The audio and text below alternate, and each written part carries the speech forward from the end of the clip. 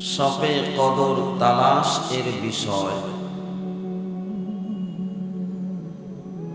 সবচেয়ে অধিকাংশ রিওয়ায়াত হলো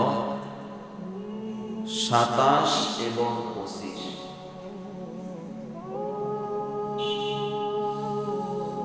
এই দুইটি রাত্রির ব্যাপারে রিওয়ায়াত আসছে বেশি। তবে এই নয় যে এই দুইটি রাত্রি একেবারে ফিক্সড, এটাও বলা যাবে না। কিন্তু আমরা আবার অনেকটাই সাথে সেটা ফিক্সড করে ফেলেছি। যেহেতু হাদিস সরাসরি ভাবে 27 রাত্রি ফিক্সড করেন নাই, নবী যেহেতু 27 রাত্রি এটা ফিক্সড করে বলে দেন নাই, সাহাবাই কেরামও একেবারে ফিক্সড করে বলেন নাই, ওলি আল্লাহ গাউস কুতুব আল্লাহ তাআলার খাস বান্দাগণ ফিক্সড করে বলে দেন নাই, তাহলে আমরা আবার কিভাবে ফিক্সড করতে পারি যে 27 রাত কদর বলতে পারি? কথা বলে বলার কোনো সুযোগ নাই। সেই জন্য আসো সেটা 21 রাত্রিও হয়ে যেতে পারে, 23 রাত্রিও হয়ে যেতে পারে, 25 রাত্রিও হয়ে যেতে পারে, 27 রাত্রিও হয়ে যেতে পারে, 29 রাত্রিও হয়ে যেতে পারে। এমনও কিছু বর্ণনা আছে যে রমাদান মাসের বাইরে অন্য মাসেও শবে কদর নাকি হয়েছে, এমনও বর্ণনা আছে। সেই জন্য কদর এটা অনেক বড় একটি ফজিলতপূর্ণ রাত্রি। যেই রাত্রির ফজিলতের ব্যাপারে স্বয়ং আমার আল্লাহ কোরআনের মধ্যে আলোচনা করেছেন। সূরাতুল কদরের মধ্যে নবীর সাথে আল্লাহ কথা বলতেছেন, ইন্না আনজালনাহু ফি লাইলাতিল কদর। আমি আল্লাহ কদরের রাত্রিতে নাজিল করেছি। কি নাজিল করেছেন? নাজিল করেছেন হলো কোরআন। কি কোরআন? আল্লাহ তাআলা বলতেছেন, ওয়ামা আদরাকা মা লাইলাতুল কদর। বন্ধু, আপনি কি জানেন কদর কি? কদরের রাত্রি কি? ওই রাত্রির ফজিলত কেমন, তাৎপর্য কেমন, গুরুত্ব কেমন, বরকত কেমন, আপনি কি জানেন? আল্লাহর নবী নিস্তব্ধ নীরবতা অবলম্বন করতেছেন, জানেন না। আল্লাহ তাআলা জানায়া দিলেন, লাইলাতুল কদরি খায়রুম মিন আলফি শাহর। বন্ধু, ওই রাতের দাম 1000 মাসের চেয়েও আমি আল্লাহর কাছে দাম। কত মাসের চেয়ে? সবাই বলেন 1000 মাসের চেয়েও অধিক বেশি। মুফাসসিরিনে কেরাম 1000 মাস হিসাব করেছেন 83 বছর 4 মাস হয়। কত বছর? 83 বছর 4 মাস হয় 1000 মাস হিসাব করলে। কিন্তু বেশি আল্লাহ তাআলা বলেছেন যে 1000 মাসের চেয়েও বেশি। বেশির পরিমাণ কত এটার হিসাব কেউ করতে পারে না।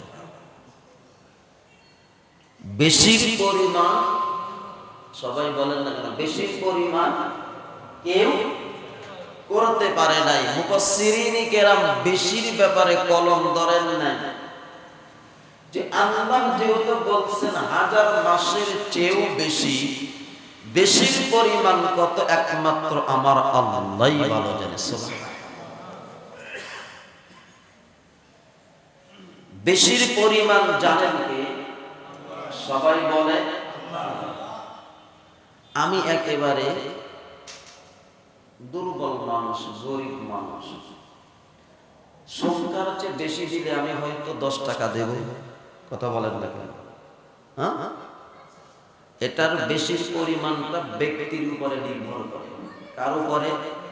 সবাই বলে ব্যক্তির উপরে। যে আমার চেয়ে প্রভাবশালী, তার বেশির পরিমাণটা আরো একটু বেশি হবে। এরকম ভাবে যাইতে যাইতে রাষ্ট্রের যে প্রধান মেইন, ধরে নেন প্রধানমন্ত্রী, সে যদি একজনকে বেশি দেয় তাহলে তার বেশির পরিমাণটা কম হবে নাকি বেশি হবে? বেশি হবে।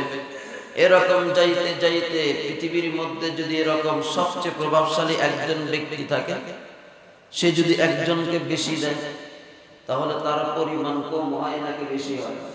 বেশি হবে। আর এই বেশির পরিমাণটা হয় কার উপরে ভিত্তি করে? খুশির উপরে ভিত্তি করে। কার উপরে? কথা বলেন না কেন? খুশির উপরে ভিত্তি করে। আমি আপনার উপরে রাজি এবং খুশি, তখন এই খুশিটা এমনটাই বৃদ্ধি পায় যে মূল সংখ্যার চেয়ে অতিরিক্ত যেটা, সেটার পরিমাণ বেড়ে যায়। কি কথা বলেন না কেন? মনে বুঝাইতে পারি, সংখ্যার চেয়ে খুশি হয়ে যেটা দেয় সেটার পরিমাণটা অনেক সময় কি হয়ে যায়? বেশি হয়ে যায়। সেই জন্য আসো খুশির যখন হয়ে যায় তার পরিমাণটা এতটাই বৃদ্ধি পেয়ে যায়। একটি হাদিসের দ্বারা যদি এটার যদি বোঝানোর চেষ্টা করি, বুঝায় বলে বুঝবেন। আল্লাহর নবীর যতগুলো মেয়ে সন্তান ছিল সবচেয়ে বেশি ভালোবাসতেন হযরত ফাতেমাতুজ জোহরা রাদিয়াল্লাহু তাআলা আনহাকে। কথা বলে ঠিক কি? নবী মা বলে ডাকতেন। নবীকে এতটাই ভালোবাসতেন, এতটাই ভালোবাসতেন, নবী কোথাও সফরে গেলে সর্বশেষ সাক্ষাৎ করতেন ফাতিমার সাথে। সফর থেকে যখন ফিরে আসতেন সর্বপ্রথম সাক্ষাৎ করতেন ফাতিমার সাথে। সুবহানাল্লাহ। আম্মা জান খাদিজাতুল কুবরা রাদিয়াল্লাহু তাআলা আনহা যখন ইন্তেকাল করলেন, ইন্তেকাল করার পরে সর্বহালাতে নবীর ডাল হয়ে থাকতেন হযরত ফাতিমা রাদিয়াল্লাহু তাআলা আনহা। বাবা যেখানে মেয়ে সেখানে, বাবা যেখানে মেয়ে সেখানে। ফাতিমা রাদিয়াল্লাহু তাআলা আনহা তার চুলায় আগুন জ্বলতেছে না, দিনের পরে দিন চলে গেছে। নবী রাষ্ট্রের কাজে, দিনের কাজে এতটাই ব্যস্ত হয়ে গিয়েছেন, সাক্ষাৎ করার সুযোগ পাইতেছেন। হঠাৎ করে নবী একদিন গিয়েছেন ফাতিমার বাড়িতে রাত্রিতে, ঘরে নক দিয়েছেন, ঢুকবেন। ভিতর থেকে ছোট আওয়াজে ফাতিমা রাদিয়াল্লাহু তাআলা আনহা বলতেছেন, বাবা আপনি ঘরে ঢুকবেন না কেন? বাবা আমি, আমার পরনের কোনো কাপড় নেই, আমি যে আমার শরীরটা কাপড় দিয়ে ঢাকবো, এই ঢাকার পরিমাণ কাপড়ও আমার কাছে নেই, আমার ঘরে নেই। এতটাই অভাব সংকটময় আমি কাটাইতেছি, পার করতেছি যে আমার পরনের কাপড়টা পর্যন্ত আমার ঘরে। শুধু তাই নয়, আমার ঘরে কোনো খাবার নেই, কোনো খাবারও আমার ঘরে নেই, এমনকি আপনার দুজন নাতি হাসান হুসাইন তাদের পেটে কোনো খাবার নেই। নবী আর চোখের পানি ধরে রাখতে পারলেন না। ওই জামানায় তো তাদের ঘরের ছাদগুলো তো আর এরকম ভাবে ইট আর বালি আর রড দিয়ে খোয়া দিয়ে করা থাকতো না। অধিকাংশ ঘরের ছাদ তো খেজুরের পাতার ছাউনি ছিল।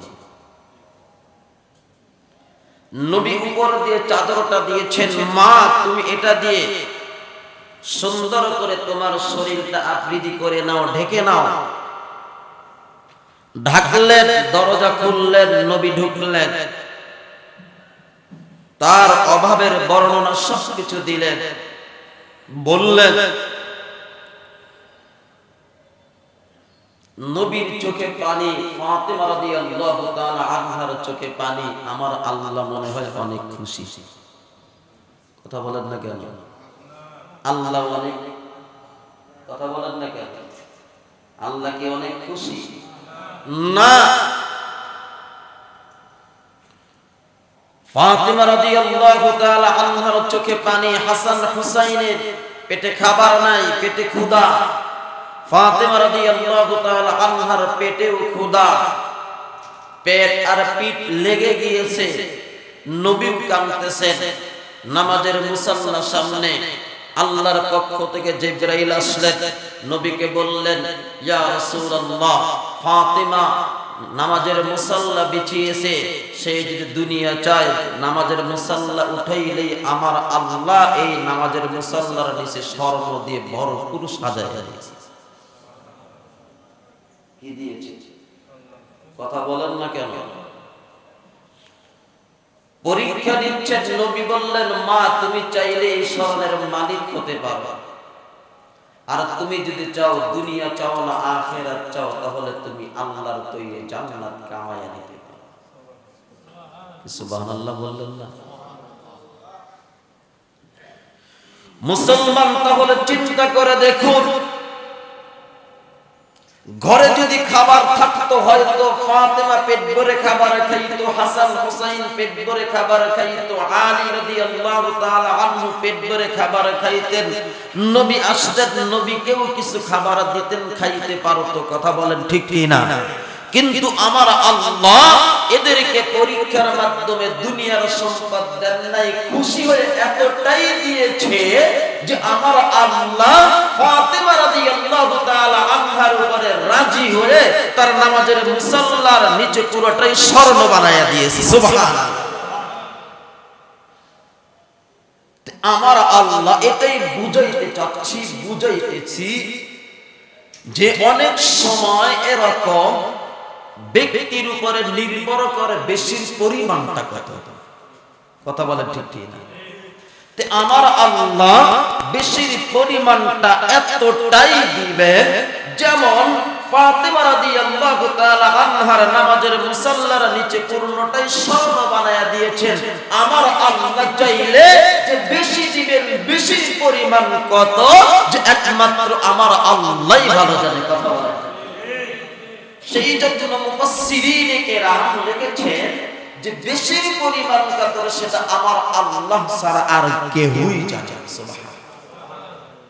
শুধুমাত্র 83 বছরের কথা উল্লেখ করেছেন মুফাসসিরিনে কেরাম। সেই জন্য ভাইরা আমার, বন্ধুরা আমার, মুসলিম বাবারা আমার, যে এই যে এক রাত্রির ইবাদত 83 বছর 4 মাসের চেয়েও বেশি, বেশিটা দিবেন কে? আর একটু জোরে বলেন কে? আল্লাহ দিলে হয়তো আল্লাহ গরিব হয়ে যাবে। গরিব হবে না, ফকির হয়ে যাবে না আল্লাহ? কাফের বেঈমানের দলেরা তো এটাই বলবে। আমরাও তো অনেকে এটা অন্তরে লালন করে বসে আছি। যাদের উপরে যাকাত ফরজ হয়েছে দিচ্ছে না, তারা তো এটাই মনে করে বসে আছে, দিলে তো গরিব হয়ে যাবে। কি মনে হয় বুঝাইতে পারি? যাদের উপরে যাকাত ফরজ, যারা যাকাত দিচ্ছে না, দেয় না, তারা তো এটা মনে করে বসে আছে যে আমার সম্পদ দিলে তো আমার কমে যাবে, আমি তো গরিব হয়ে যাব। কি বিষয়টা এরকমই। যদি এরকম না হতো তাহলে তো দিত। বুঝাইতে পারতেছেন? তাহলে দিত না, যেহেতু দিচ্ছে না, তাহলে তো এটাই তারা বুঝতেছে আমার সম্পদ দিলে তো কমে যাবে, আমি তো গরিব হয়ে যাব, ফকির হয়ে যাব। কথা বলেন না? আমার আল্লাহ তো গরিব না। আমার আল্লাহ কি গরিব? কথা বলেন। আমার আল্লাহ হলেন সবচেয়ে ধনী। কথা বলেন ঠিক কিনা? আল্লাহর পরে ধনী ছিলেন আমার নবী। আর সবচেয়ে ধনী কে? আর একটু জোরে বলেন। ওয়াল্লাহু